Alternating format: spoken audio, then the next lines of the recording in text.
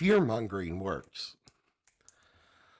Building up our fear will make us do things we normally would not do. All of us. In our personal lives, in our families, or even as a nation, we will do things we normally would not do when we're in fear.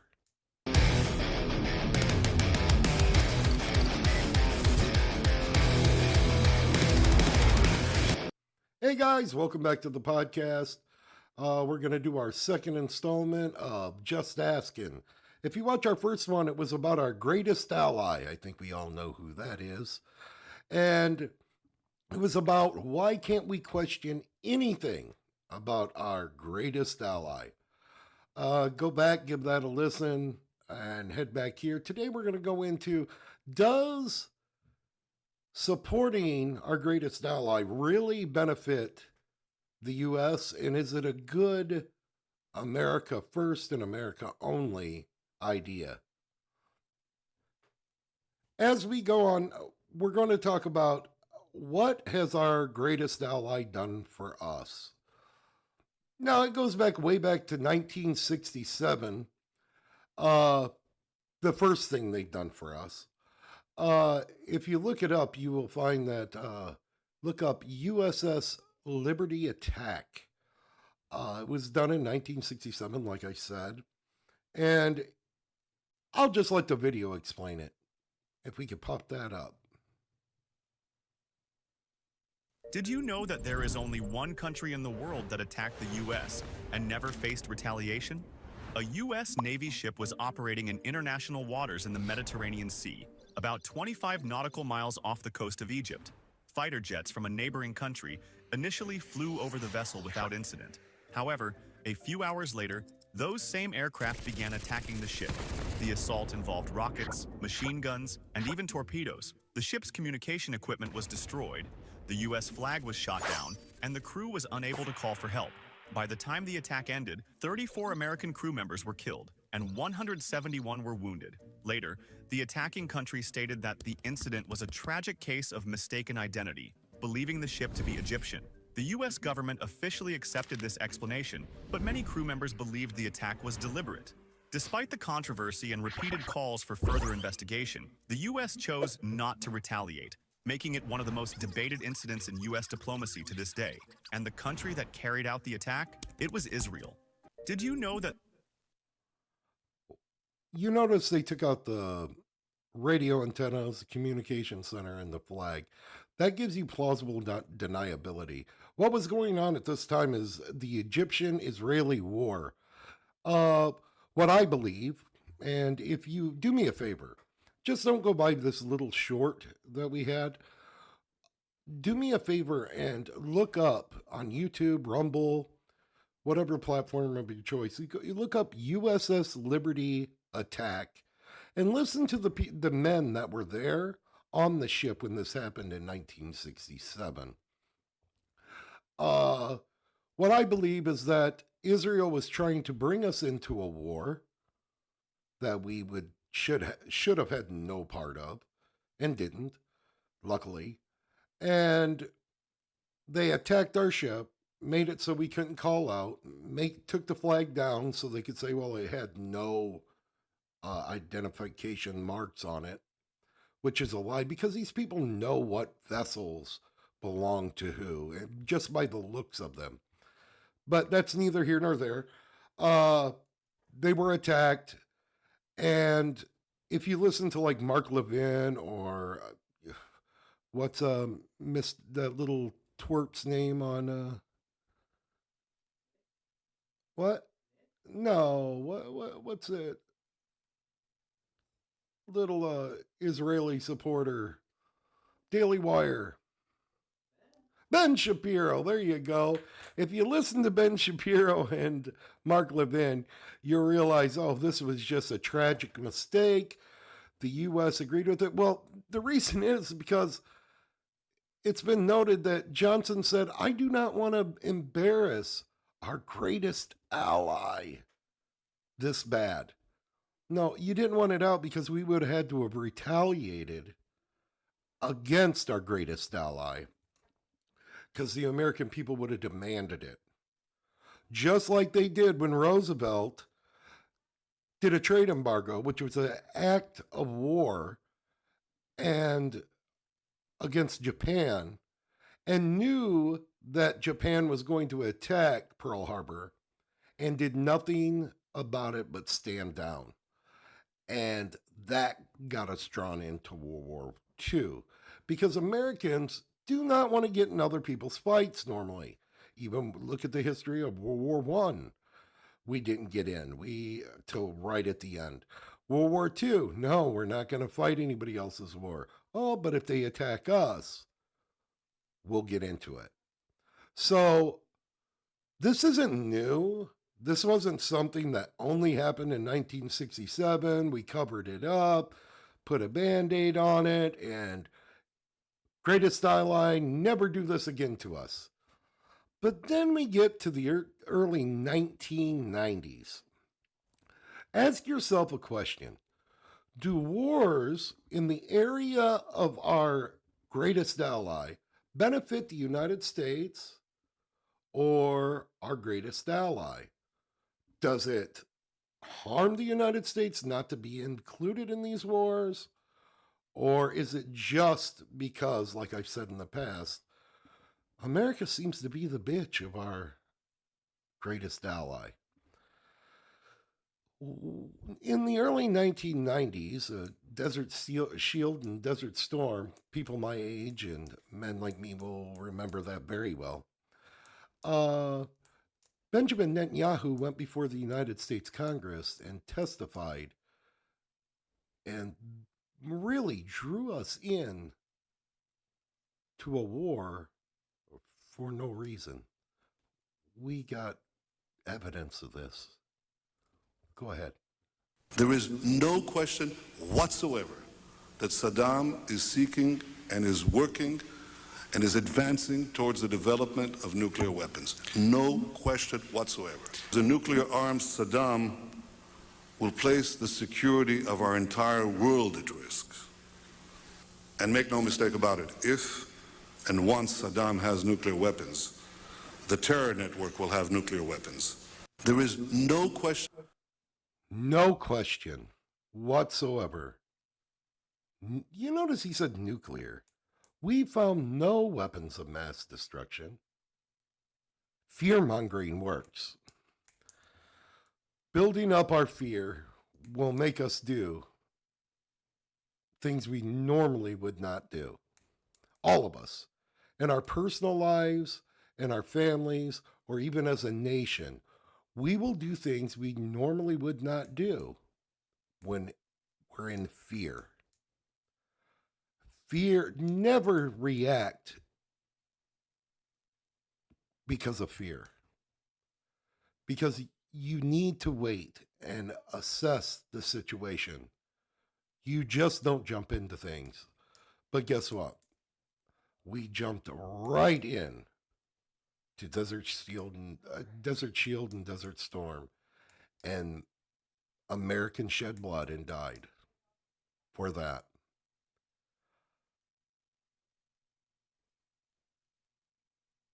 It's called a PSYOP and psychological operation.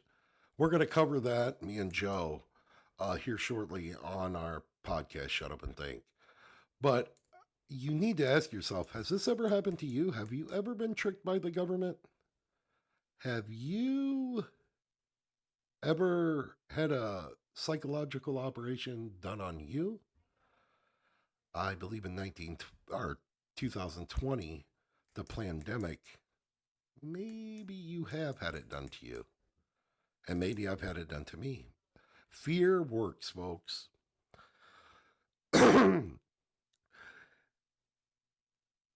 Then what we will go to is what's going on in Israel now with Palestine. We're going to go in Iran, and I'm sorry, our greatest ally. Now, Trump, if you remember, was trying to negotiate a deal with not only Palestine, but Iran. But then, what does Israel do while negotiations are going on. Well, they do airstrikes on Iran and Palestine. All this stuff's going on. And right there, in that response, you'll remember this response by Trump to video 4, Justin. This is what caused the response that we got from Trump. Do you remember this? You know what? We basically have two countries that have been fighting so long and so hard that they don't know what the they're doing. Do you understand that? Huh. I believe Trump don't like being no one's bitch. I really do believe that. Has he been? Oh, yeah. How do I know? Because you remember Iran, what we did? We went in there and it was the greatest operation in the world. Well, what brought that about? And who was behind it? Do you remember the early 1990s video that we just played where someone was in front of Congress? What else did he do to bring along the strikes on Iran?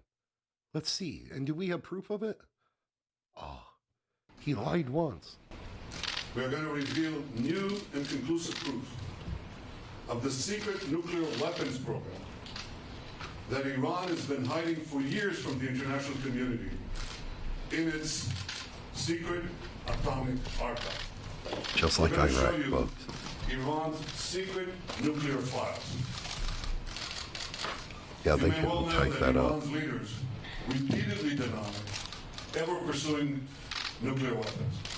Well, tonight I'm here to tell you one thing. Iran lied. After signing the No, nuclear deal in you've lied. 2015, Iran intensified its efforts to hide its secret nuclear files. In 2017, Iran moved its nuclear weapons files to a highly secret location in Tehran. This is the Shorbad district in southern Tehran.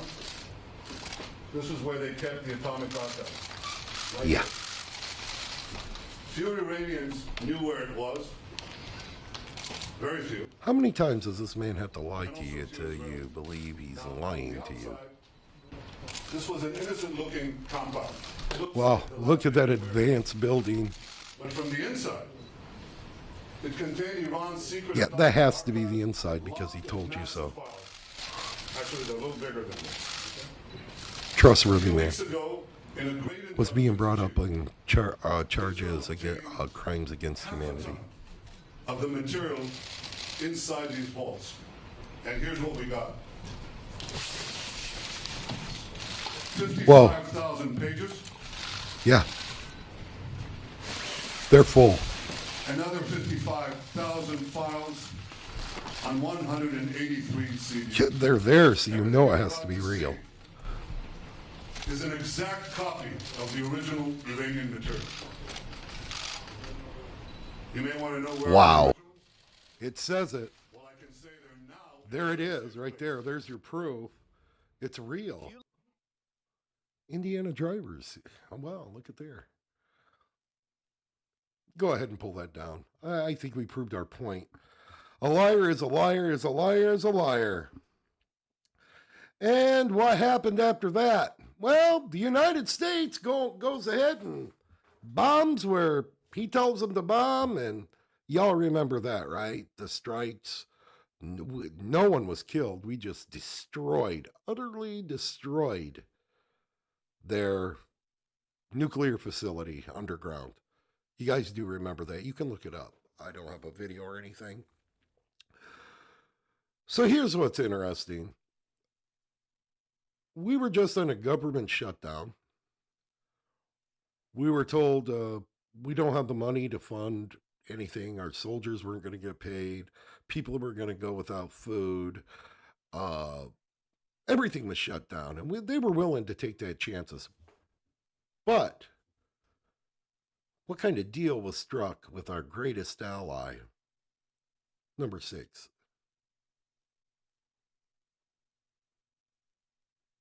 U.S. Israel signed a 30 billion aid deal.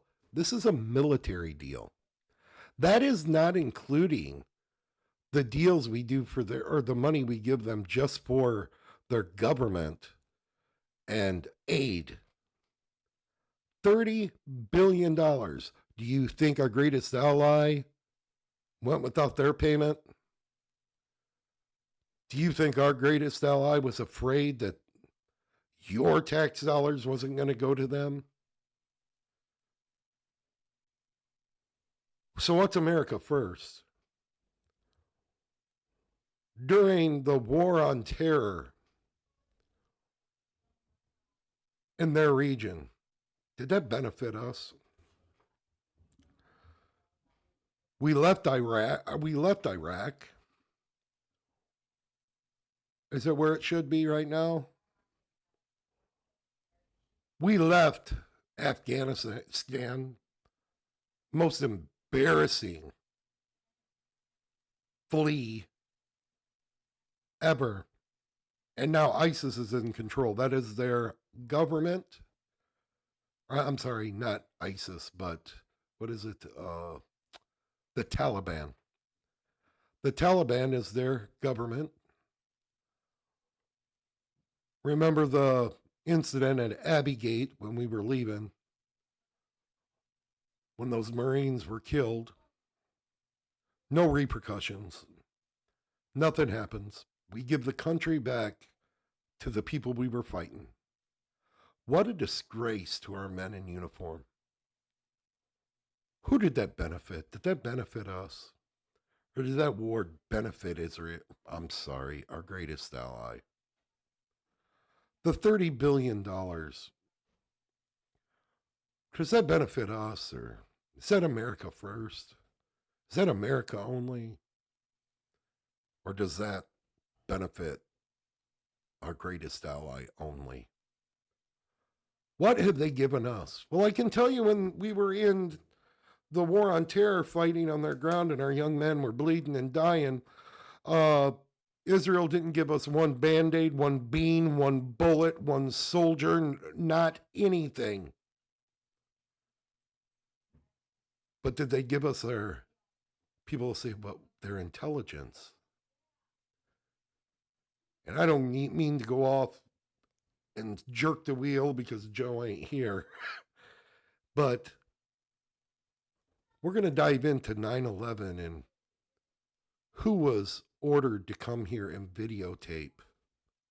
And how did they know that it was going to happen? They were sent here from our greatest ally to videotape and record the 9/11 tragedy that happened in this country, which I believe was allowed by our government. And obviously our greatest ally had a hand in it because they knew it was coming. Do me a favor. Research everything I talked about. Don't believe us. Don't believe our little clips or our news articles. Go look at it yourself. Look up the documentary on the USS Liberty and the attack on that. And who are you going to believe? Ben Shapiro? Levin? Or the soldiers that were there that bled and watched their friends die? As far as I'm seeing, I don't believe supporting our greatest ally does anything for us. I don't know, if I squeeze an orange and I get no juice, what's the point of squeezing the orange? Giving the money to our greatest ally and getting nothing back is ridiculous to me. Is it to you? I'm just asking. We'll have another episode, another installment of Just Asking on our greatest ally, and about if this, a lot of people will go to, but as Christians, we have to bless Israel. My question to you before that episode installment airs is, think about this. Since 1940s, when Israel became a nation state, how has America benefited? What blessing Israel? What did we get blessed with? Pornography, breakup of the home, fatherless homes, crime, race fighting between races, abortion. How did blessing Israel bless us? And are they the Israel of the Bible? And that's the question I'm asking on the next installment of Just Asking. But until then, we'll talk to you later, guys. Thank you for stopping in.